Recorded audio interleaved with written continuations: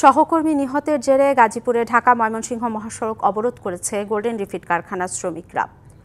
সকাল 7:30টার দিকে ঢাকা ময়মনসিংহ মহাসড়কে দুর্ঘটনা ঘটে। প্রত্যক্ষদর্শীরা জানায়, কর্মস্থলে যাওয়ার জন্য ঢাকা ময়মনসিংহ মহাসড়ক পারাপার হচ্ছিলেন গোল্ডেন রিফিট কারখানার শ্রমিক জান্নাত। এ সময় একটি গাড়ি তাকে চাপা দেয়। পরে গুরুতর অবস্থায় জান্নাতকে হাসপাতালে নিলে চিকিৎসক তাকে মৃত ঘোষণা করেন।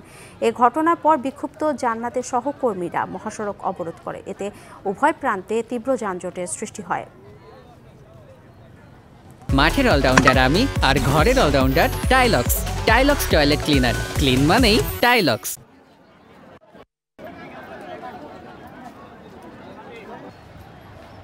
সেখানকার খবর জানাতে ঘটনাস্থল থেকে সরাসরি যুক্ত হচ্ছেন সহকর্মী মাহমুদা শিকদার। মাহমুদা, সড়ক অবরোধ করে শ্রমিকরা কি দাবি জানাচ্ছেন এবং মহাসড়ক অবরোধ করায় সাধারণ মানুষের ভোগান্তি নিয়ে জানাবেন আমাদের। অর্ঘ্য, আপনি জানেন গাজীপুরের উপর দিয়ে যাওয়া দুটি মহাসড়ক যেটি খুবই গুরুত্বপূর্ণ, একটি ঢাকা টাঙ্গাইল এবং অন্যটি ঢাকা ময়মনসিংহ মহাসড়ক।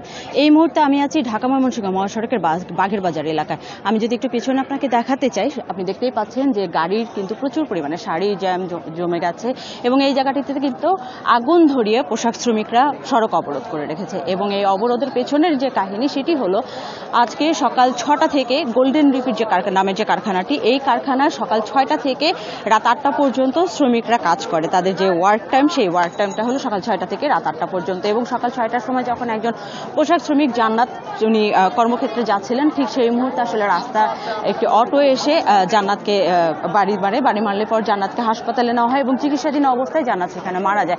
এবং তারপরে এখানকার যারা পোশাক শ্রমিকরা আছে তারা আসলে এই ঢাকা ময়মনসিংহ মহাসড়কের উভয় মুখের যে রাস্তাটি, সেই রাস্তাটি আটকে দিয়ে বিক্ষোভ শুরু করে। আর পোশাক শ্রমিকদের সাথে আমরা কথা বলেছি, তাদের দাবি যে সকাল 6টা থেকে না, রাত সকাল 8টা থেকে এবং বিকেল 5টা পর্যন্ত যাতে তাদের এই কাজের যে সময়, সেই কাজের সময়টি যেন নির্ধারণ করা হয় এবং তার পাশাপাশি তাদের যে বেতন বোনাস যেন নিয়মিত দেওয়া হয়। এবং সামনে যেহেতু ঈদ, সেই ক্ষেত্রে যাতে তাদের যে বেতন বোনাস নিয়ে যাতে কোনো ধরনের ঝই ঝামেলা না হয়, সেই ব্যাপারেও তারা বারবার করে তাদের যারা কর্তৃপক্ষ আছে তাদেরকে জানাচ্ছিলেন। এবং সকালের দিকে কিন্তু এখানে আশেপাশে আরও বেশ কয়েকটি কারখানা আছে, সেই মণ্ডল কারখানা, সেই কারখানাতেও আসলে ভাঙচুর করেছে বিক্ষুব্ধ শ্রমিকরা এবং মণ্ডল কারখানার বিভিন্ন যে গ্লাসগুলো আছে সেই গ্লাসগুলো ভেঙেছে। এবং কারখানার সামনে যে মোটর সাইকেলগুলো রাখা হয়েছিল, সেই মোটর সাইকেলও কিন্তু তারা ভাঙচুর করেছে।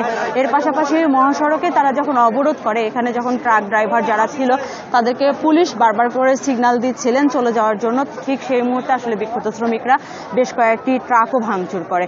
তো এখন পর্যন্ত পাওয়া তথ্য যেটি, সেটা হলো শ্রমিকরা বলছে যে তাদের যে সহকর্মী মারা গেছে জান্নাত, সেই জান্নাতের মরদেহ এখন পর্যন্ত তাদের কাছে হস্তান্তর করা হয়নি বা সে কি অবস্থায় আছে তাকেও জানানো হয়নি। এবং তাদের একটাই দাবি যে যত অনিয়ম আছে সব অনিয়ম বাদ দিয়ে নিয়মের ভিতরে এসে তাদের সকাল 8টা থেকে 5টা পর্যন্ত ডিউটি টাইম করা এবং তার পাশাপাশি বেতন এবং বোনাস যেটি, সেটি যেন নিয়মিত পরিশোধ করা হয়, এই দাবি এখন শ্রমিকদের। মাহমুদা, ধন্যবাদ আপনাকে।